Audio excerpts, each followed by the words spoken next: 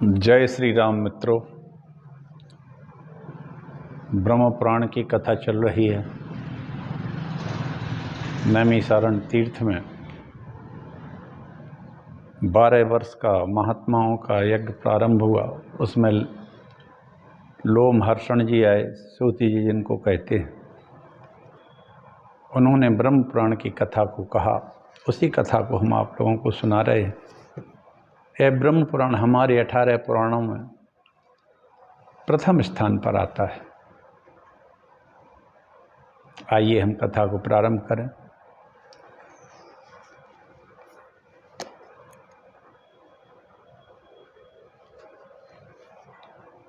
आज हम वर्णन पाताल और नरकों का वर्णन, हरि नाम संकीर्तन की महिमा कहेंगे। हम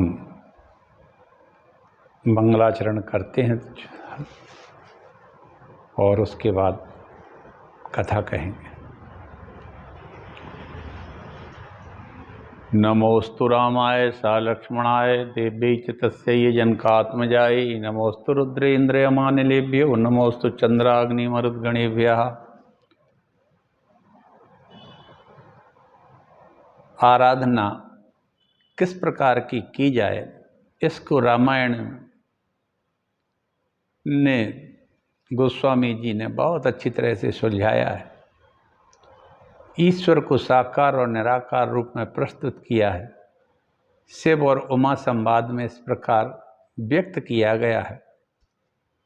सहज प्रकाश प्रकाश, सहज प्रकाश रूप भगवान, नहीं तह पुनि विज्ञान बिताना, जगत प्रकाश प्रकाशक रामो, मायाधीश ज्ञान गुण धामो, बिनु पग चलहि बुनहि बिनु काना, बिनु पग चलहि सुनय बिनु काना, कर बिनु करम करय जग नाना, आनन रहित सकल रस भोगी, बिनु वाणी वक्ता बड़ जोगी, राम ब्रह्म व्यापक जग जाना, परमानंद परेश पुराना, राम ब्रह्म व्यापक जग जाना, परमानंद परेश पुराना, राम ब्रह्म व्यापक जग जाना। आइए भगवान श्री राम का ब्रह्म रूप में हम साष्टांग प्रणाम करते हुए इस कथा को आगे बढ़ाते हैं। लोमहर्षण जी कहते हैं, मुनि बरु इस प्रकार यह पृथ्वी का विस्तार बतलाया गया है। इसकी ऊंचाई भी 70,000 योजन है। पृथ्वी के भीतर 7 तल हैं। इनमें से प्रत्येक की ऊंचाई 10-10 हजार योजन की है। उन 7 तलों में अतल, बितल, नितल, सुतल, तलातल, रसातल और पाताल। इनकी भूमि क्रमशः काली, सफेद, पीली, कंकरीली, पथरीली और सुवर्णमयी है। 7 ही तल बड़े महलों से सुशोभित हैं। उनमें दानव और दैत्यों की सैकड़ों जातियां निवास करती हैं। विशालकाय नागों के कुटुंबी भी उनके भीतर रहते हैं। एक समय पाताल से लौटे हुए देवर्षि नारद ने स्वर्ग लोक की सभा में कहा था कि पाताल लोक स्वर्ग लोक से भी रमणीय है। वहाँ सुंदर प्रभायुक्त चमकीली मणियाँ हैं जो परम आनंद प्रदान करने वाली हैं। वे नागों के अलंकारों और आभूषणों के काम आती हैं। भला पाताल की तुलना किसी से नहीं की जा सकती। इस तरह से नारद जी ने व्याख्या की पाताल की, बताया। वहाँ सूर्य की किरणें दिन में केवल प्रकाश फैलाती हैं, धूप नहीं फैलाती हैं। इस प्रकार चंद्रमा की किरणें रात में केवल उजाला करती हैं, सर्दी नहीं होती। वहाँ वन, नदियाँ, रमणीय सरोवर, कमल वन, अन्य मनोहर वस्तुएं हैं जो बड़े सौभाग्य से भोगने को मिलती हैं। पातालवासी दानव, दैत्य, सर्पगण आदि उनका सब उपभोग करते हैं। सब पातालों के नीचे भगवान विष्णु का तमोमय विग्रह है, जिसे शेषनाग कहते हैं। दैत्य और दानव उनके गुणों का वर्णन करने में समर्थ नहीं है। सिद्ध पुरुष उन्हें अनंत कहते हैं। देवता और देवर्षि उनकी पूजा अर्चना करते हुए सहस्त्रों मस्तकों से सुशोभित तो स्वस्तिकाकार निर्मल आभूषण उनकी शोभा बढ़ाते हैं। वे अपने फणों की सहस्त्रों मणियों से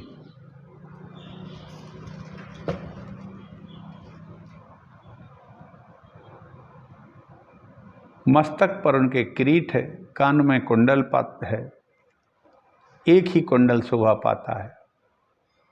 भगवान अनंत अग्नि की ज्वाला से प्रकाशमान श्वेत पर्वत की भांति शोभा पाते हैं। वे नील वस्त्र धारण करते हैं, मद से मत रहते हैं और श्वेत हार से ऐसे सुशोभित होते हैं मानो आकाश गंगा के प्रपात से युक्त उत्तम कैलाश पर्वत शोभा पा रहा।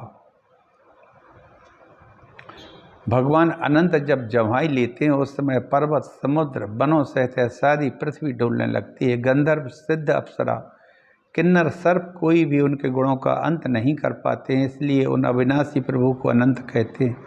उनके ऊपर नाग बधुओं के हाथ से चढ़ाया हुआ हरिचंदन बारंबार श्वास वायु की लगने से संपूर्ण दिशाओं को सुभाषित करता है। प्राचीन ऋषि गर्ग ने जिनकी आराधना करके संपूर्ण ज्योतिष शास्त्र का यथार्थ ज्ञान प्राप्त किया था, उन्हीं नाग श्रेष्ठ भगवान शेष ने इस पृथ्वी को धारण कर रखा है और वे ही देवता, असुर, मनुष्यों सहित समस्त लोगों का भरण पोषण करते हैं।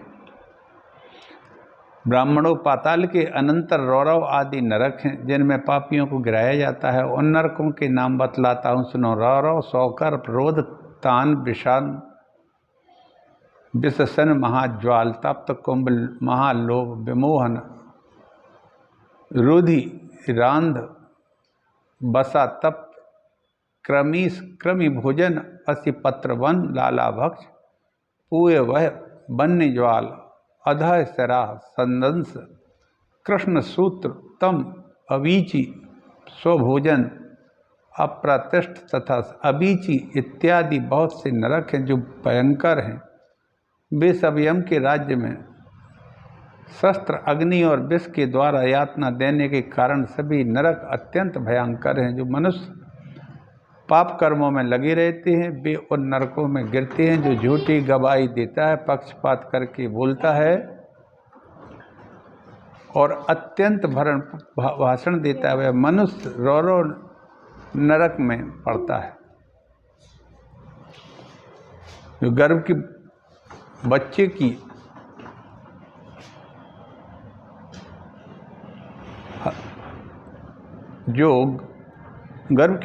की हत्या करता है, गुरु के प्राण लेता है, गाय को मारता है और दूसरों के श्वास रोककर मार डालता है, वे सभी घोर रौरव नरक में गिरते हैं।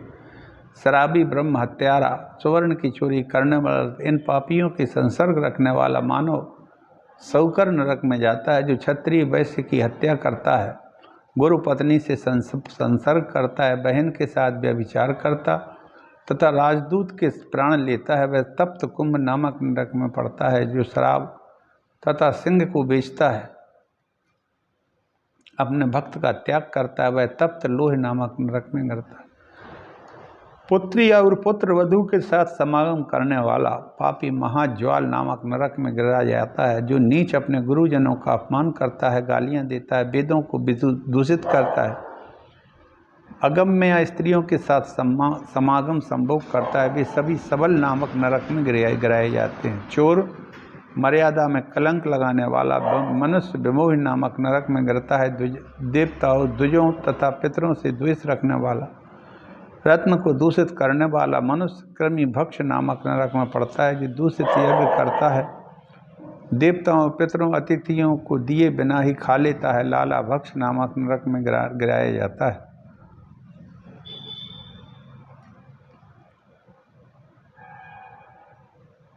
जो मनुष्य ब्रह्मचारी होकर दिन में सोते हैं और स्वप्न में वीर्यपात करते हैं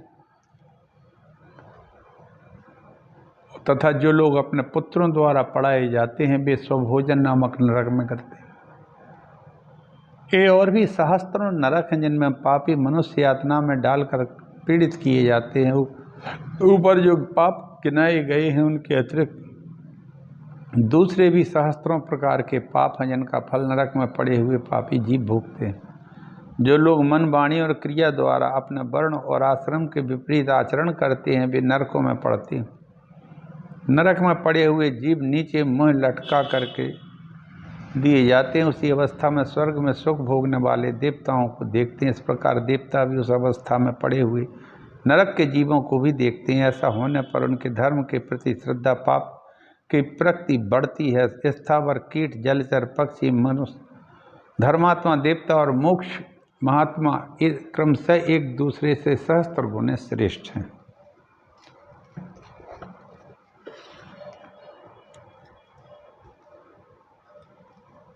बिल्ली, मुर्गी, कुत्ता, सूअर तथा चिड़िया पालने वाला भी कृमि पूरे नरक में जाता है। इनको मारने वाला भी कृमि पूरे नरक में गिरता है। जो ब्राह्मण रंग मंच पर नाचकर जीविका चलाता है अथवा किसी को जहर दे देता है या चुगली करता है, पर्व के दिन स्त्री का संभोग करता है, दूसरे के घर में आग लगाता है, मित्रों की हत्या करने वाला, मनुष्य शकुनी बताकर पैसे लेता है, गांव भर की पुरोहिती सोमरस को बेचता है यानी शराब को जो बेचता है वह रुधिरांध नामक नरक में गिरा जाता है। भाई को मारने वाला, समूचे गांव को नष्ट करने वाला मनुष्य वैतरणी नदी में गिरता है। और जो वीर्यपान करते, मर्यादा तोड़ते, अपवित्र रहते और बाजीगरी से जीविका चलाते हैं वे कृच्छ नामक नरक में गिरते हैं। आजकल तो लगता है इन नरकों से में भरे पड़े होंगे, क्योंकि जितने इसमें कारण बताए हैं नरक में जाने के, आजकल इसकी बहुतायत हो गई है। बहनों के साथ संसर्ग करते हैं, गुरु पत्नियों के साथ संसर्ग करते हैं, मित्रों के साथ घात करते हैं, भाई के साथ विश्वासघात करते हैं। इन सबको घोर नरकों में यातना मिलती है, ऐसा ब्रह्म पुराण में कहा है लोमहर्षण जी ने। जो लोग मन, वाणी, क्रिया द्वारा अपने वर्ण और आश्रम के विपरीत आचरण करते हैं वे भी नरकों में गिरते हैं। इसलिए अपने वर्ण और आश्रम के विपरीत धर्म आचरण नहीं करना चाहिए। महात्मा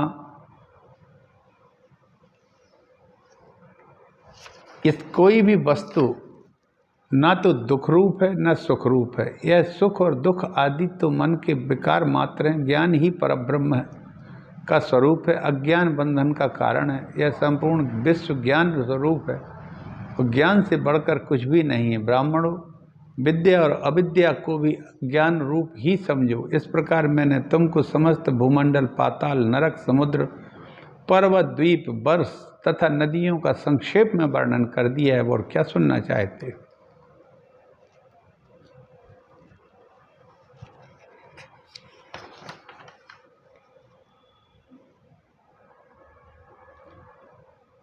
भगवान विष्णु के स्मरण और कीर्तन से समस्त क्लेश राशि के क्षीण हो जाने पर मनुष्य मुक्त हो जाता है। विप्रवरो, जप, होम, अर्चन आदि के समय जिसका मन भगवान वासुदेव में लगा है वह तो मोक्ष का अधिकारी है। उसके लिए फल रूप में इंद्र आदि की पदवी भी प्राप्ति विघ्न मात्र है। कहाँ तो जहाँ से पुनः लौटना पड़ता है, ऐसे स्वर्गलोक में जाना, और कहाँ मोक्ष में सर्वोत्तम बीज वासुदेव का मंत्र, इसमें किसकी कहीं तुलना नहीं हुई। इसलिए भगवान वासुदेव का निरंतर स्मरण करते रहना चाहिए।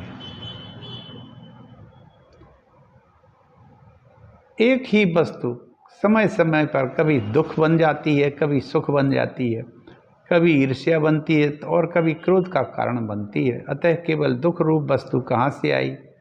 वही वस्तु पहले प्रसन्नता का कारण होकर फिर दुख देने वाली बन जाती है। वही क्रोध और प्रसन्नता कभी हेतु होती है। इसीलिए कोई भी वस्तु ना तो दुख रूप है ना सुख रूप है। मुनियों ने कहा, महाभाग लोमहर्षण जी, अब हम भूवह आदि लोकों का, ग्रहों की स्थिति का, उसके परिमाण का वर्णन सुनना चाहते हैं। लोमहर्षण जी कहते हैं, सूर्य चंद्रमा की किरणों से समुद्र, नदी, पर्वतों से जितने भाग में प्रकाश फैलता है उतना भाग को पृथ्वी कहते हैं। पृथ्वी विस्तृत होने के कारण ही गोलाकार है।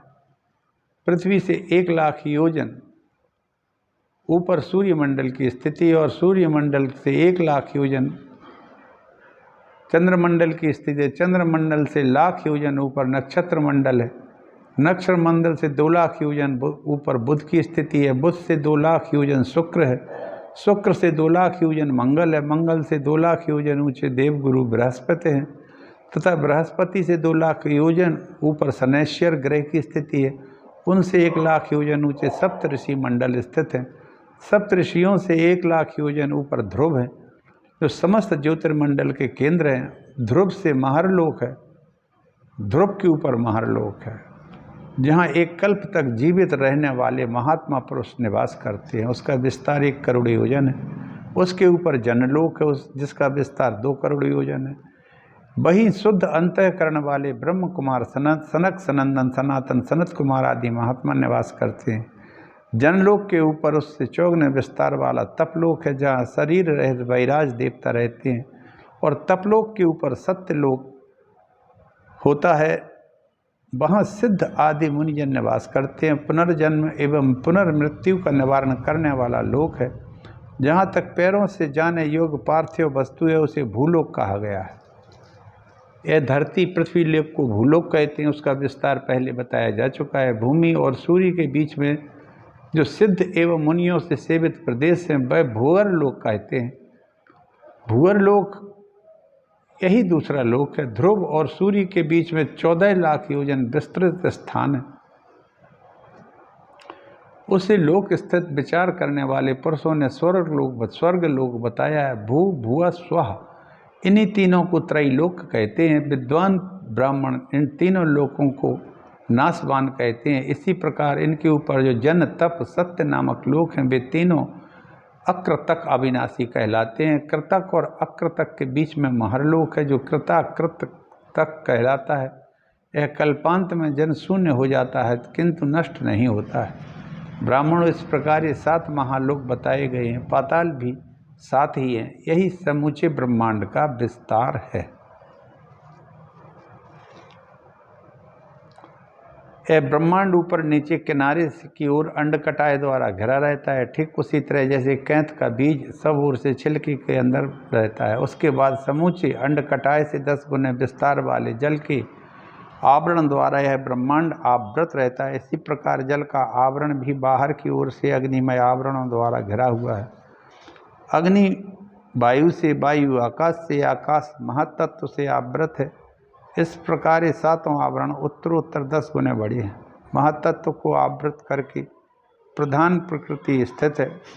प्रधान अनंत है, उसका अंत नहीं है और न उसके माप की कोई संख्या है। वह अनंत एवं असंख्यात बताया गया है। वही संपूर्ण जगत का उपादान है, उसे ही परा प्रकृति कहा गया है। उसके भीतर ऐसे ऐसे कोटि ब्रह्मांड स्थित हैं जैसे लकड़ी में आग और तिल में तिल व्याप्त रहता है। उसी प्रकार प्रधान अर्थात प्रकृति में चेतन पुरुष व्याप्त है। ये प्रकृति और पुरुष एक दूसरे के आश्रित हो भगवान विष्णु की शक्ति से टिके हुए हैं। श्री विष्णु की शक्ति ही प्रकृति और पुरुष के पृथक एवं संयुक्त होने के कारण विप्र वरो यही सृष्टि के समय प्रकृति में क्षोभ का कारण बनता है। जैसे वायु जल के कणों में रहने वाली शीतलता धारण करती है, उसी प्रकार भगवान विष्णु की शक्ति प्रत्येक पुरुष रूप संपूर्ण जगत को धारण करती है। जैसे प्रथम बीज से मूल, तने और शाखा आदि सहित विशाल वृक्ष उत्पन्न होता है, फिर उस वृक्ष से अन्यान्य बीज प्रकट होते हैं और उन बीजों से भी पहले ही जैसे वृक्ष उत्पन्न होते हैं उसी प्रकार पहले अव्याकृतक प्रकृति से महत्तत्व आदि उत्पन्न होते हैं, फिर उनमें देवता आदि प्रकट होते हैं। देवताओं से उनके पुत्र और उन पुत्रों के भी पुत्र होते हैं। जैसे एक वृक्ष से दूसरा वृक्ष और वृक्ष की कोई हानि नहीं होती, उसी प्रकार नूतन भूतों की सृष्टि से भूतों का ह्रास नहीं होता है। भगवान विष्णु ही परब्रह्म हैं, उन्हीं से संपूर्ण जगत उत्पन्न हुआ है। वे ही जगत स्वरूप हैं, उन्हीं में इस जगत का लय होगा। वे परब्रह्म और परम धाम स्वरूप हैं। सत असत भी वे ही हैं, वे ही परम पद हैं और वह संपूर्ण चराचर जगत उन्हीं से भिन्न नहीं है। वे अव्याकृतक मूल प्रकृति और व्याकृत जगत स्वरूप है। यह सब कुछ उन्हीं में लय हो जाता है, उन्हीं के आधार पर स्थित रहता है। वे ही क्रियाओं के कर्ता हैं, उन्हीं का यज्ञों द्वारा यजन किया जाता है। यज्ञ और उसके फल भी वे ही हैं। युग आदि सब कुछ उन्हीं में प्रवृत्त होता है। उन श्रीहरि से भिन्न कुछ भी नहीं है। लोमहर्षण शरण जी कहते हैं, आकाश में एक शिशुमार के आकार में जो भगवान का तारामय स्वरूप है, उसके पुच्छ भाग में ध्रुव है। इसको शिशुमार चक्र भी कहते हैं। उनके एक गोहे के समान वो आकृति है। उनके आकार में जो भगवान का तारामय स्वरूप है, उसके पुच्छ भाग में ध्रुव की स्थिति है। ध्रुव स्वयं अपनी परिधि में भ्रमण करते हुए सूर्य, चंद्र आदि ग्रहों को भी घुमाते हैं।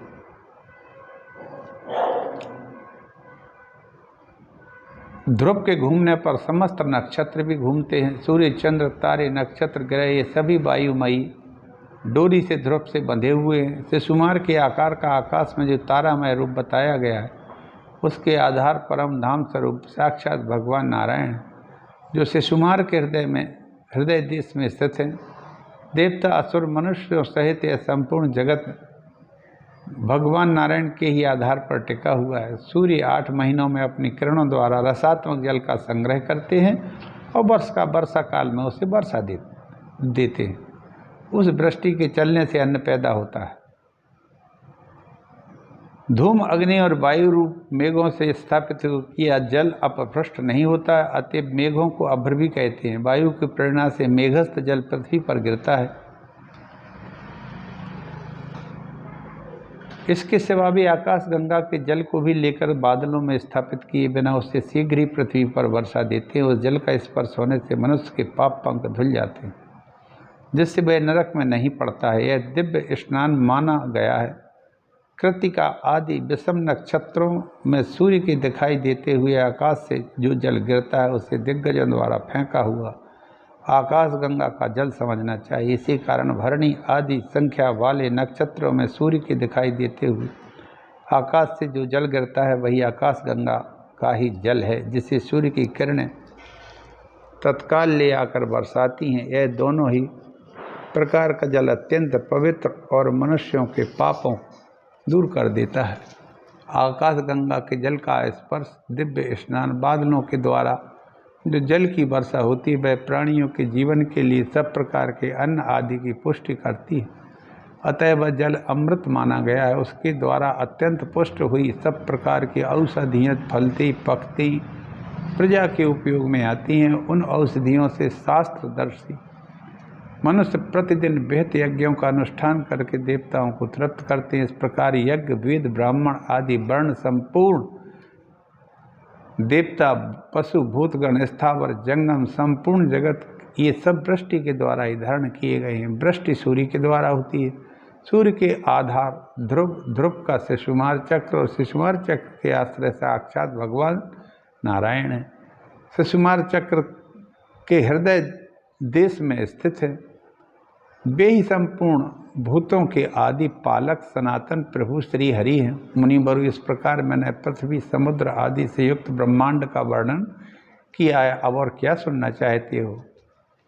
इसी के साथ ही मैं आज यहीं अपनी वाणी को विराम देता हूँ। मित्रों, कल तीर्थों का वर्णन होगा, फिर इसके बाद भारतवर्ष का वर्णन होगा। आप सबका कल्याण, भगवान आप सभी पर कृपा करें और आप सभी भगवान श्री हरि को भजें। जय श्री राम।